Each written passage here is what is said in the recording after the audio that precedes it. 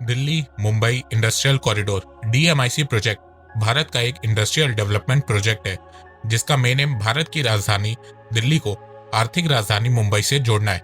ये कॉरिडोर अपने रास्ते में पड़ने वाले 6 राज्य उत्तर प्रदेश, हरियाणा, राजस्थान, मध्य प्रदेश, गुजरात, महाराष्ट्र को कवर करेगा। डीएमआईसी प्रोजेक्ट वर्ल्ड के सबसे बड़े इंफ्रास्ट्रक्चर प्रोजेक्ट में से एक है। ये प्रोजेक्ट लगभग 1500 किलोमीटर लंबा है। तो नमस्कार दोस्तों, स्वागत करते हैं आपका चार्जिंग पॉइंट हिंदी में। दोस्तों, आज के इस वीडियो में हम बात करेंगे Delhi Mumbai industrial corridor DMIC project के बारे में सब कुछ, जैसे कि कैसे इस प्रोजेक्ट की शुरुआत हुई, अभी ये प्रोजेक्ट कहां तक पहुंचा है और कब तक ये प्रोजेक्ट कंप्लीट होगा। साथ में आप जानेंगे कि डीएमआईसी प्रोजेक्ट से भारत को क्या क्या फायदा होगा। तो जुड़े रहिए आप इस वीडियो के साथ। दोस्तों, मैं ऐसे ही एजुकेशनल टॉपिक पे बात करता हूँ, तो अगर आपको मेरा काम पसंद आता है तो अब आप मुझे सपोर्ट कर सकते हैं पेट्रियन और यूट्यूब में ज्वाइन बटन के थ्रू, और अब आप मुझे फेसबुक, इंस्टाग्राम, ट्विटर में भी फॉलो कर सकते हैं और मेरी वीडियोस को वहाँ पे भी शेयर कर सकते हैं। दोस्तों, अगर आपको एडवांस एमएस एक्सेल सीखना है तो मैं आपको 1475 रुपए का कोर्स फ्री में दे सकता हूँ, और अगर आपको financial market, share market, mutual fund के बारे में जानना है तो मैं आपको 4720 रुपए का कोर्स फ्री में दे सकता हूँ। दोनों कोर्सेज की लिंक डिस्क्रिप्शन में दी गई है। DMIC Delhi Mumbai industrial corridor का नाम पहली बार साल 2006 में सुनाई दिया था। डीएमआईसी प्रोजेक्ट का आइडिया भारत को जापान ने दिया था। ये आइडिया जापान ने भारत को क्यों दिया, ये जानने के लिए आपको साल 2006 में जाना होगा। बात है साल 2006 की, जब एशियन मार्केट में आयरन और कच्चे लोहे की डिमांड बहुत ज्यादा बढ़ गई थी, क्योंकि चाइना 2008 बीजिंग ओलंपिक्स की तैयारी कर रहा था और वो कच्चा लोहा भारत के साथ साथ और भी बहुत से देशों से खरीद रहा था, पर ज्यादातर चाइना कच्चा लोहा भारत से खरीद रहा था। दूसरी तरफ जापान भी भारत से आयरन और कच्चा लोहा खरीद रहा था। अब प्रॉब्लम ये हुई कि इंडियन मार्केट में एकाएक आयरन और कच्चे लोहे की डिमांड बहुत ज्यादा बढ़ने लगी। भारत के पास डिमांड को फुलफिल करने लायक आयरन ओर भी अवेलेबल था, पर प्रॉब्लम थी इंफ्रास्ट्रक्चर। भारत के पास बढ़ती आयरन ओर की डिमांड को फुलफिल करने लायक इंफ्रास्ट्रक्चर मौजूद नहीं था। अब प्रॉपर इंफ्रास्ट्रक्चर ना होने की वजह से जापान के व्यापार पर भी इसका नेगेटिव इम्पैक्ट देखने को मिल रहा था। भारत में अच्छा इंफ्रास्ट्रक्चर ना होने की वजह से जापान को आयरन ओर की लॉजिस्टिक कॉस्ट बहुत ज्यादा पड़ रही थी, और इसके साथ साथ इतना सारा सामान ट्रांसपोर्ट करना भारत के लिए भी बहुत मुश्किल हो रहा था, जिससे आयरन ओर पे ट्रांसपोर्टेशन कॉस्ट बहुत ज्यादा बढ़ गई थी। जापान एक बार तो कैसे भी करके भारत से आयरन ओर खरीद लिया था, पर फ्यूचर में ये प्रॉब्लम जापान को दोबारा फेस ना करनी पड़े, तो इस चीज के चलते जापान ने भारत को डीएमआईसी प्रोजेक्ट का आइडिया दिया था। साल 2006 में जापान के एम्बेसडर इंडिया आए और इंडियन गवर्नमेंट के सामने इस कॉरिडोर को बनाने का आइडिया दिया। उन्होंने बताया कि ऐसा सेम कॉरिडोर वो लोग जापान में टोक्यो से ओसाका के बीच में बना रहे हैं, जिससे जापान की इकोनॉमी को भी फायदा हो रहा है। ये आइडिया इंडियन गवर्नमेंट को अच्छा लगा और दिसंबर 2006 में भारत सरकार ने जापानी सरकार के साथ मेमोरेंडम ऑफ अंडरस्टैंडिंग एमओयू को साइन किया। 2007 में इस प्रोजेक्ट का ब्लूप्रिंट तैयार किया गया और फिर 4 साल बाद इसे कैबिनेट से मंजूरी भी मिल गई, और 2011 में इस प्रोजेक्ट को ऑफिशियली स्टार्ट कर दिया गया।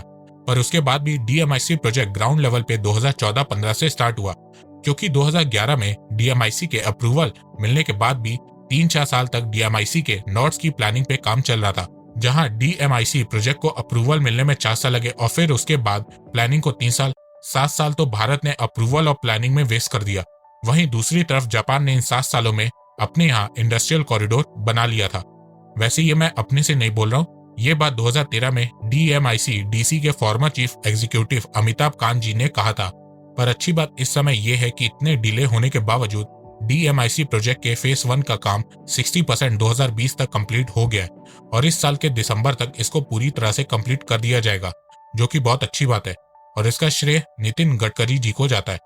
नितिन गडकरी जी एक ऐसे नेता हैं जिन्होंने पिछले 6-7 सालों में भारत का इंफ्रास्ट्रक्चर काफी सुधारा है, और अगर ये 10 साल और मिनिस्टर रहते हैं तो भारत का इंफ्रास्ट्रक्चर बहुत मजबूत कर देंगे। डीएमआईसी प्रोजेक्ट की एस्टिमेटेड कॉस्ट $90 बिलियन है, जिसमें से 90% fund public private partnership investment है। मतलब कि इस प्रोजेक्ट में भारत सरकार भी इन्वेस्ट कर रही है और प्राइवेट कंपनीज भी इन्वेस्ट कर रही है, और बाकी का 10% फंड फॉरेन इन्वेस्टमेंट है। इस प्रोजेक्ट में जापान ने भारत को 40 सालों के लिए $4.3 बिलियन का लोन दिया है, 0.1 इंटरेस्ट रेट के साथ। दिल्ली मुंबई इंडस्ट्रियल कॉरिडोर को भारत के 2 बड़े सिटीज दिल्ली और मुंबई के बीच में बनाया जा रहा है, और ये कॉरिडोर भारत के 6 स्टेट से होके गुजरेगा।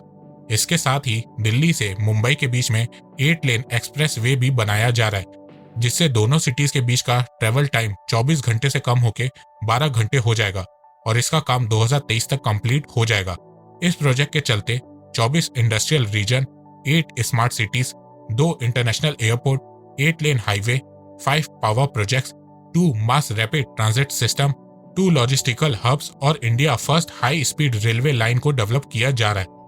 इस प्रोजेक्ट को 3 फेज में बनाया जा रहा है। पहले फेज के कंप्लीट करने की डेट 2025 रखी गई है, सेकंड फेज के कंप्लीट करने की डेट 2032 रखी गई है और थर्ड और फाइनल फेज के कंप्लीट करने की डेट 2037 रखी गई है। फेज 1 में उत्तर प्रदेश में एक नया इन्वेस्टमेंट रीजन बनाया जाएगा, 3500 मेगावाट का पावर प्लांट बनाया जाएगा, नोएडा में स्मार्ट सिटी बनाई जाएगी, एक लॉजिस्टिक हब बनाया जाएगा और एक नया इंटरनेशनल एयरपोर्ट भी बनाया जाएगा। फेज 1 हरियाणा में 2 इन्वेस्टमेंट रीजन बनाए जाएंगे, 2 इंडस्ट्रियल एरिया को डेवलप किया जाएगा और गुरुग्राम को स्मार्ट सिटी के तौर पर डेवलप किया जाएगा। राजस्थान में 2 इन्वेस्टमेंट रीजन बनाए जाएंगे, 3 इंडस्ट्रियल एरिया को डेवलप किया जाएगा, साथ में स्मार्ट सिटीज को भी डेवलप किया जाएगा और लॉजिस्टिक हब भी बनाया जाएगा। मध्य प्रदेश में 2 इन्वेस्टमेंट रीजन होंगे, 2 इंडस्ट्रियल कॉरिडोर को डेवलप किया जाएगा। उसके साथ साथ यहाँ पर विक्रम इंडस्ट्रियल टाउनशिप के नाम पे स्मार्ट सिटी बनाई जाएगी जो उज्जैन के पास होगी और साथ में लॉजिस्टिक हब्स को भी डेवलप किया जाएगा। गुजरात में 2 इन्वेस्टमेंट रीजन के साथ साथ 3 इंडस्ट्रियल एरिया को भी डेवलप किया जा रहा है। साथ में भारत की सबसे बड़ी स्मार्ट सिटी यानी कि ढोलेरा को भी इसी प्लान के तहत बनाया जा रहा है, जो कि 920 स्क्वायर किलोमीटर में फैली हुई है और यहाँ पे ढोलेरा के पास एक इंटरनेशनल एयरपोर्ट भी बनाया जा रहा है। महाराष्ट्र की बात करें तो महाराष्ट्र में 2 इन्वेस्टमेंट रीजन बनाए जा रहे हैं, 2 इंडस्ट्रियल एरिया को डेवलप किया जा रहा है। इसके साथ साथ 3 स्मार्ट सिटीज भी महाराष्ट्र में बनाई जा रही है, साथ में एक लॉजिस्टिक हब को भी डेवलप किया जा रहा है। DMIC प्रोजेक्ट के पहले फेज में अब तक 15,500 करोड़ रुपए खर्च हो चुके हैं और साल 2025 तक फेज 1 को कंप्लीट करने का टारगेट सेट किया गया है।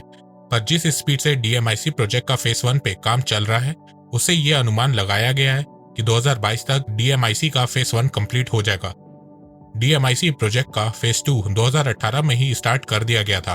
फेज 2 में अभी फिलहाल 2 मल्टी मॉडल लॉजिस्टिक हब बनाए जा रहे हैं। पहला ग्रेटर नोएडा यूपी में 4,800 करोड़ रुपए में और दूसरा रेवाड़ी हरियाणा में 5,400 करोड़ रुपए में। फेज 2 में अब तक 10,200 करोड़ रुपए इन्वेस्ट किए जा चुके हैं। फ्यूचर में फेज 2 में और इन्वेस्टमेंट किया जाएगा। DMIC प्रोजेक्ट के फेज 2 को कंप्लीट करने की टारगेट 2032 रखी गई है। DMIC प्रोजेक्ट के थर्ड फेज की बात करें तो DMIC फेज 3 फेज 1 के कंप्लीट होने के बाद स्टार्ट होगा। DMIC प्रोजेक्ट के फेज 3 को कंप्लीट करने की टारगेट 2037 रखी गई है, जिसपे काफी टाइम लगेगा क्योंकि एक साथ इतने सारे प्रोजेक्ट को डेवलप करना बहुत ही डिफिकल्ट काम है, पर इंडियन गवर्नमेंट इस पे बहुत अच्छी तरह से काम कर रही है। इस कॉरिडोर के बन जाने के बाद सबसे ज्यादा फायदा प्रोडक्शन और ट्रांसपोर्टेशन के क्षेत्र को होगा। एक और जहां कॉमर्शियल ट्रांसपोर्टेशन सस्ता होगा, वहीं दूसरी ओर फ्रेट चार्जेस में भी कमी आएगी। साथ में भारत की मैन्युफैक्चरिंग सेक्टर को भी बूस्ट मिलेगा। DMIC प्रोजेक्ट के चलते 2025 तक भारत की GDP में मैन्युफैक्चरिंग सेक्टर का योगदान 25% तक हो जाएगा, जो 2020 में 17.4% है। माना जा रहा है कि DMIC प्रोजेक्ट से लगभग 30 लाख जॉब जनरेट होंगी। वहीं हर जोन के हिसाब से 5 करोड़ नौकरियों की संभावनाएं प्रबल होंगी। वहीं इस प्रोजेक्ट के चलते जो 6 स्टेट्स के गांव होंगे वो भी बहुत तेजी से डेवलप होने लगेंगे। इंडस्ट्रियल सिटीज और स्मार्ट सिटीज बनने से भारत की ग्रोथ रेट बढ़ेगी, स्टेट्स के बीच कनेक्टिविटी स्ट्रांग होगी और भारत सरकार की हाउसिंग फॉर ऑल मिशन को भी सपोर्ट मिलेगा। तो दोस्तों, मुझे लगता है कि अब आपको सब समझ में आ गया होगा। तो अगर आपको ये वीडियो पसंद आए तो आप इस वीडियो को लाइक कीजिए और अब आप मुझे सपोर्ट भी कर सकते हैं पेट्रियन और यूट्यूब में ज्वाइन बटन के थ्रू।